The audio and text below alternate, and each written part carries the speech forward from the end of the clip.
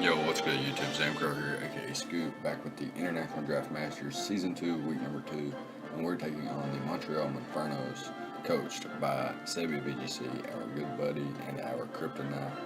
Just defeated us in the Pokemon Battle Federation Season 6 Finals, and we'll be facing off again here in the iDM, so looking forward to that.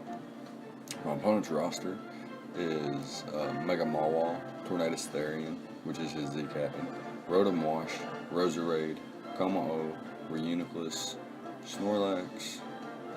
One second. He made some trades, and I gotta make sure that I get these right. Pretty sure he had the Entei, he had the Bronzor, Rhyperior, and the Piloswine when we faced off. Pretty sure that was his team.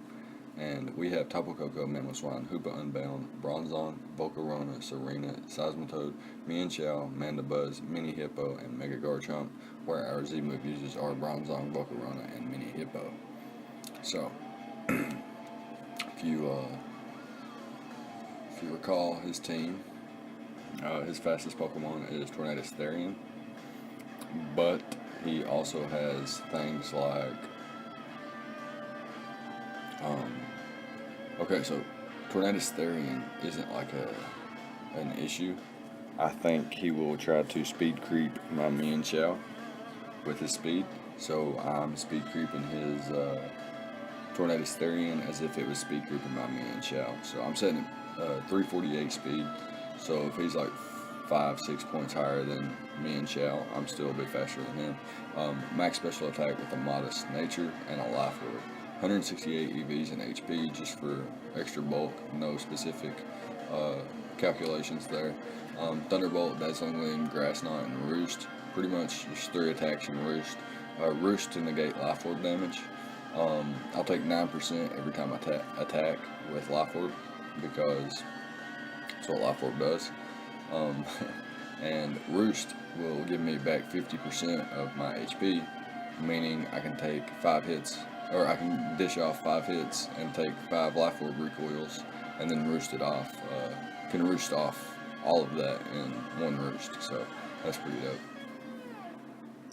And so this thing actually knocks out Tornadus Therian from full, unless it's AV. Does quite a bit to Rotom Wash, knocks out Como-O from full. It does quite a bit to Reuniclus and Snorlax as well. And then he's got some other Pokemon like Piloswine that can switch in pretty comfortably. Bronzor isn't really taking too much, especially if it's like a Violet and Spadef set. I do quite a bit to Mega Mawile with the electric terrain up with Life Orb Thunderbolts, so that's pretty dope.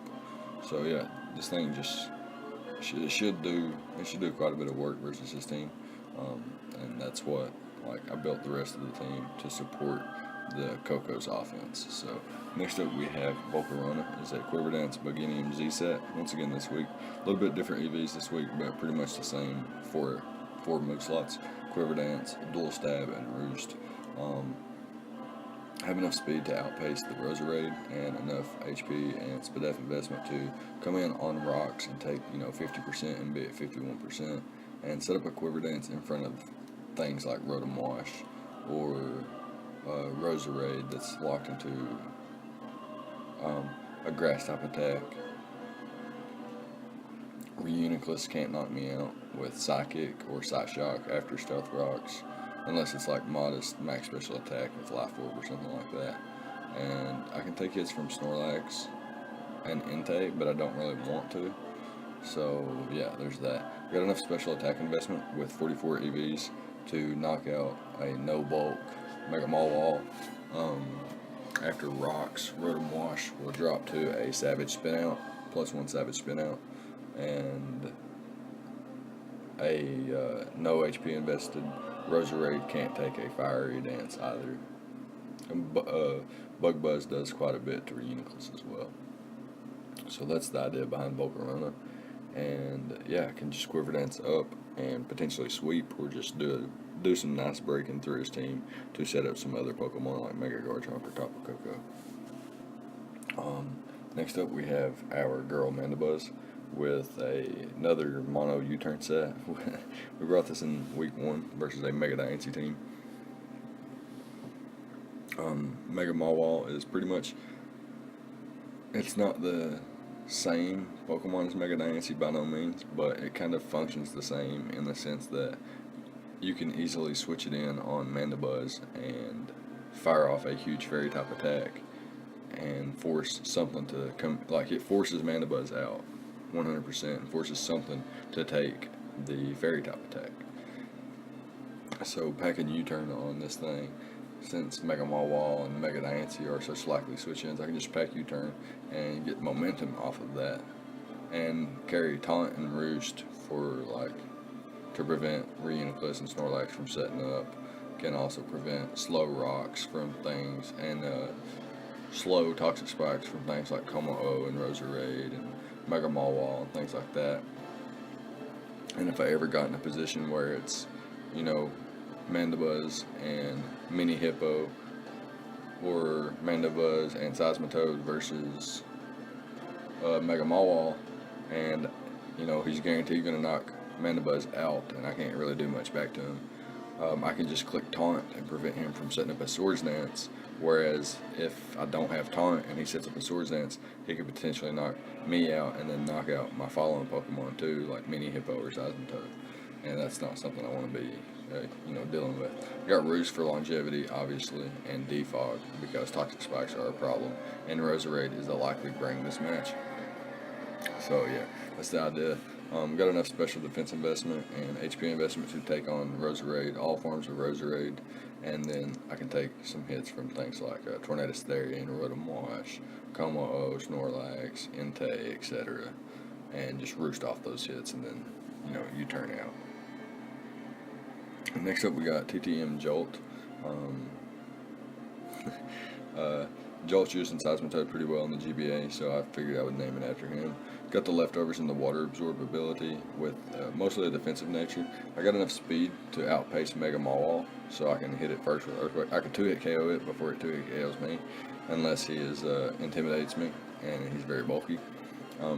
The Ice Punch hits everything Earthquake can't hit, such as everything except Rotom Wash, that is, and then Earthquake hits everything else. So Toxic hits the Rotom Wash. This is actually my switch into Rotom Wash. The only way Rotom Wash can actually do anything to me is if it Toxics me, but I have a Refresh, or if it has Hidden Power Grass, which is a likely bring. But I can play around that, I do believe. So yeah, this thing can outpace Mega Mawile and 2-hit KO it. It's pretty solid versus things like Entei and Como-O, throw off Toxics, and then Ice Punch and Earthquake. It's decent against this team, but maybe having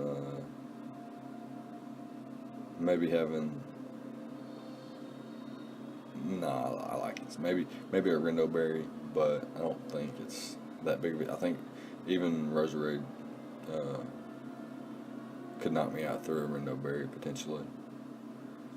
So I don't think Rindo Berry was the bring this week. Next up, we got Mega Garchomp, Earthquake, Dragonclaw, and Rest Sleep Talk. Got enough speed investment to outpace Como-O. I could have potentially outsped Roserade, especially I do outspeed a modest Roserade, and I could have maybe given myself even just a few more speed EVs to outpace an Entei, but I figured, if he's running an Entei, he's not running that much speed anyway because he doesn't need it. Maybe enough to outpace base 80s, but that's just about it. Earthquake and Dragonclaw hits everything on his team. What is resistant to Earthquake or immune to Earthquake gets hit with Dragonclaw, and same vice versa. What is immune or resisted by Dragonclaw is bopped by Earthquake.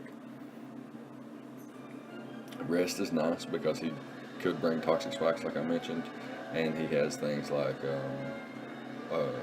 Sleep Powder, Roserade, and Entei with the Sacred Fire, so I can come in on Entei, take a Sacred Fire, and not take much damage at all. And if I get burned, I do have the Rest, so I can rest up, and I do have to watch out for my own electric terrain, but yeah, I can play around that pretty easily, I think. And yeah, that's going to be it. Mega Garchomp gets an ability called Sandforce, which is boosted by a Mini Hippo Sandstream, meaning Earthquake is doing, I think, 33% more than it normally would be doing. Basically, like I have a Life Orb on Mega Garchomp at base 170 attack, so pretty stout, especially for a base 100 attack in Earthquake. So, yeah. Next up, we got Mini Hippo here with the Violet and the Sandstream. Mixed defense, can take hits pretty well from Mega Mawile, Tornadus Therian, Como-O, Uniclus, Snorlax, Entei, etc. Can get up Stealth Rocks and click Earthquake, basically. And now I brought Toxic on this thing. I meant to only bring it on Seismitoad and bring Whirlwind on this thing, so I could Whirlwind out like Calm Mind, Uniclus, Curse, Snorlax, and then things like Entei. If Entei was like a Will-O-Wisp set and it burned me, and I wasn't doing much with Earthquake, and then I could Whirlwind it out if it was like if it burned me with Sacred Fire and started setting up or something like that, or if Mega Mawile set up a Swords Dance and I could just Whirlwind it out. So I think Whirlwind was the better option over Toxic here with Slack Off. Stealth Art, Earthquake, Slack Off, and Whirlwind would have been the better set. Also think on Mandibuzz, instead of running U-Turn, I could have run Foul Play or Knockoff. Probably Foul Play because of some Pokemon like Mega Mawile, Como-O, Snorlax, and Entei potentially setting up or just being very, very physically offensive or something like that. And yeah, that's just about it. We can go ahead and out into the battle now.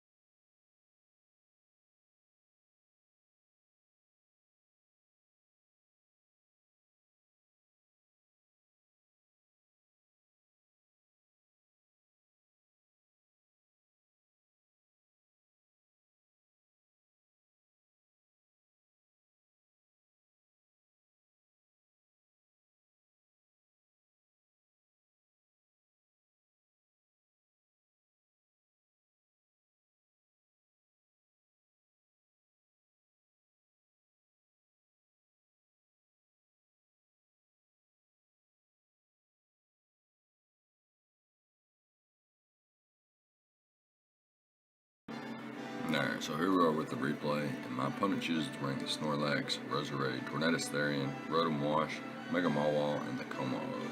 And we brought the team, like I mentioned, in the team prep part. So he doesn't bring the Entei, he doesn't bring the Rhyperior, so that's pretty cool. However, he does have only 2 Stealth Rockers and the potential for Toxic Spikes. So I gotta look out for that. Potential leads for him could be Roserade to catch, something like a Coco lead or one of my Stealth Rock leads. He could also lead Tornadus Therian to taunt any of my Stealth Rock leads, but it kind of matches up bad against my Coco. He could lead Rotom Wash and just Volt Switch out, or switch around accordingly. And he could lead with Como or Mega Mawile, which are his Stealth Rockers, or potential Stealth Rockers. I really wanted to lead with Volcarona. Also wanted to lead with Mandibuzz and Seismitoad. There's a lot of different things I wanted to lead with here, but you're going to see he actually leads off with the Roserade as I lead off with Seismitoad. So a little bit unfortunate for me here, especially since I was trying to catch his Rotom Wash. I really wanted to lead Volcarona, but switching into Hurricane or switching into Rotom Wash was just a little bit harder than switching into Mandibuzz. I mean, switching into Roserade, which I have Mandibuzz for. So I'm just going to switch into my Mandibuzz here. No real reason not to. And he sets up Toxic Spikes immediately. So I'm forced to... I could U-turn out here, but I'm kind of forced to defog, because if I don't defog immediately and he switches into something that forces me out, then it forces something to get poisoned, and I don't have a way to heal all of my Pokemon except Garchomp and Seismitoad with Rest and Refresh. So yeah, I definitely need to look out for that. Just make sure I defog these Toxic Spikes away. He hard switches into his Rotom Wash as I hard switch out into Seismitoad as he reveals Hidden Power Grass. The only way this Rotom could touch me is Hidden Power Grass, and he's packing it. So my boy Sebby showing off his mastermind in these Pokemon battles and these calculations and stuff. I'm going to switch out into my Mandibuzz here. I don't mind if he full switches out on me. I can just roost up. I am quite bulky, and he does just that. So I'm going to take it, and he hard switches into Mega Mawile as I U-turn out. I mean, he volt switches into Mega Mawile, not hard switches. So I get Mini Hippo in here, and I can click Stealth Rock or Earthquake. I actually clicked Toxic, trying to catch the Rotom or the Tornadus, but Stealth Rock was probably the play, or perhaps Earthquake. The reason Earthquake makes more sense is because I would have gotten some kind of chip on this thing, and if he gets up Toxic Spikes, I have to defog anyway. So getting Rock Chip doesn't really benefit me if I have to get rid of them because of his own Toxic Spikes. So Earthquake was probably my play there, and yeah, I'm just going to perhaps stay in on this one and actually make another misplay, calculating it wrong again. I should have went for Earthquake here. I know he's not going to attack me because my switch out's so obvious. So Toxic Spike was his play once again, or doubling out, predicting my Mandibuzz. He could have hard switched into Mega Mawile there. Earthquake was definitely my play. It catches the Roserade staying in, trying to just click Toxic Spikes, and it catches the double out into Mega Mawile, predicting my Mandibuzz.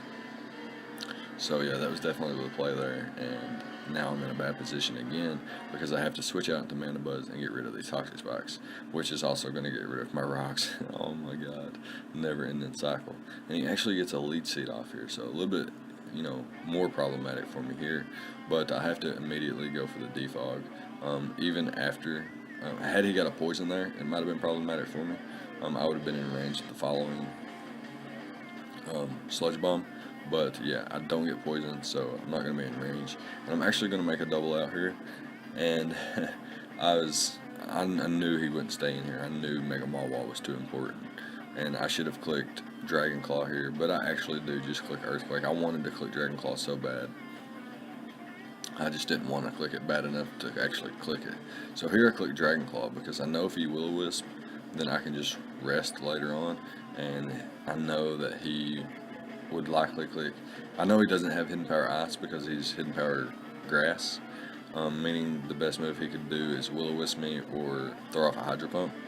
But had I been sub or something, he would have been in a bad position, especially if I'm sub SD and he misses a Hydro Pump, then he would, I think, just lose at that point. Bar like Scarf Como or like a really bulky Rotom Wash and Tornadus Therian. But yeah, I think that would have been game had I got a sub up with a SD. So yeah, his play was to not stay in. So he switches out as I actually click Dragon Claw, and I get a crit that I didn't even notice because I just expected it to do a lot. So he's really offensive there. I mean, really defensive, and I just go for Dragon Claw once again here. I need to start playing a little bit differently to try to catch up. And he goes for the Hydro Pump here and misses, and he's going to be in potential range of Dragon Claw here. The first one did 36, the second one did 39, and the third one did 37. So pretty happy about that. He goes into Snorlax here and immediately curses up as I switch out into Mini Hippo. Now, this is where having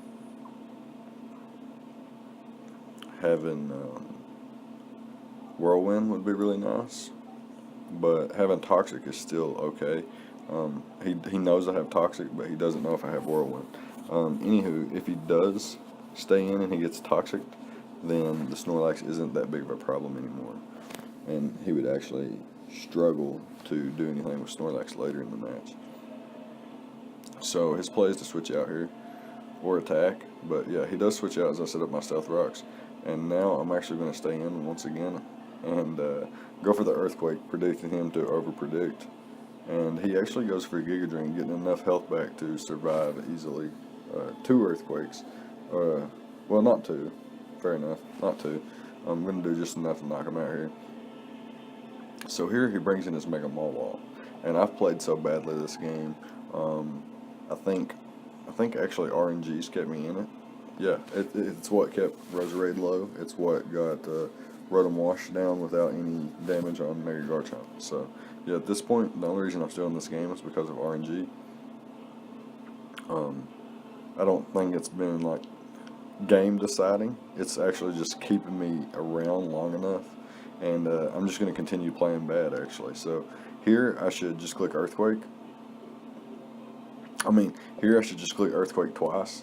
There's no reason for me to switch out at this point, but for some reason I switch out here as he goes for the play rough. Seismitoad is now gone, and now Hippo, which can't live any kind of hits, all it can do is set up sand for me, is around for no reason. Hippo should have died earlier, and I should still have Seismitoad. I could go into Seismitoad here and force him to click Sucker Punch or force him to be knocked out. If he clicks Sucker Punch and knocks me out, then he reveals that he has Swords Dance, Sucker Punch, and Play Rough, meaning he's shown me a lot more of his moveset. So here I go into Tapu Koko, knowing I can take a Sucker Punch and knock this thing out. And he does go for the Sucker Punch, so he reveals that. However, I'm really, really low at this point, and he brings in Como. So here I'm just going to I'm just going to click Dazzle and Gleam, and he's actually Choice Scarf, which is pretty nice. I didn't Scout, which is going to cost me a little bit, but not the worst thing in the world. I can still potentially win. I do force him out into his Snorlax, and I double out into my Mandibuzz, and I'm able to taunt and prevent him from cursing. And he could have attacked there, but I live any one hit, unless he was very, very offensive. But he was revealed to be a curse set earlier, so I don't expect him to have that much offensive investment. Here, had I been able to do any kind of damage, had I had Toxic or something, Mandibuzz would just win. But I can't do any damage with Mandibuzz, so even though his Pokemon can't do enough damage to Mandibuzz, Mandibuzz can't do anything back, so I would slowly get whittled down and eventually lose. And here, I'm going to just attack. Actually, I just hard switch out into Mandibuzz because I have to. There's no real other option. But had I had Toxic here, I would actually be able to probably 1v1 a lot of his team and potentially put Volcarona in a position to Quiver Dance up and win. But yeah, I actually just play really bad, and having Mono U-turn and not having Whirlwind on Hippo is actually a little bit problematic. And like I mentioned during the actual battle, during the actual plays here, during the replay, I just played really, really poorly. And Sebi actually played really good. His prep was there. There was a miss and a crit against him, but yeah, he overcome it, and it didn't really affect him, I don't think. Very solid player. But yeah, He's just going to whittle me down slowly here, so I'm actually going to speed this up a little bit. I don't want to bore you guys or anything like that, but yeah, Sebi just uses his superior prep and play to outplay this in-game here. Gets a curse up, and then all he needs is one to go ahead and start wreaking havoc on my team. Return is going to be a 2-hit KO. However, I'm faster, so I can always get that roost off. Except for whenever there's a turn that he can get a second curse up, or just stall me out of roost. Either or, whichever comes first. Then Snorlax is going to start wreaking havoc on my team after that.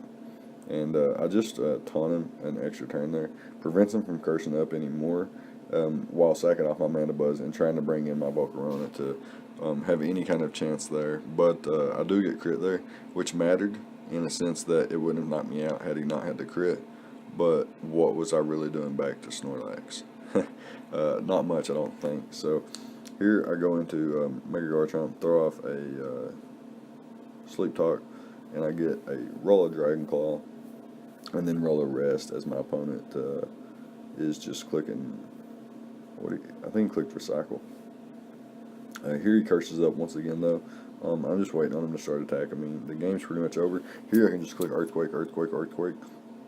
Basically, if I get a crit, I could potentially win. If Como doesn't Oko me, and I get a crit on Tornadus Therian. But had something like that happen and I won because of RNG, strictly because of RNG, then I would definitely just have forfeited my match, or threw my match at the end game, because I guess against an enemy it's not that bad, but when you're playing your friend and you get outplayed and outprepped, but you luck your way to victory, I just can't accept that. So I would have had to have given the win to the deserved victor, even if the game wasn't going to. I figured I could do that. But yeah, good game to Sebi VGC, our Kryptonite. We are Superman, but he is Kryptonite, and he picks up another victory against us, and we'll be following to 1-2 with a 0+ differential, and we'll be trying to bounce back in week 3 against the runner-up from season 1, Melantoshington,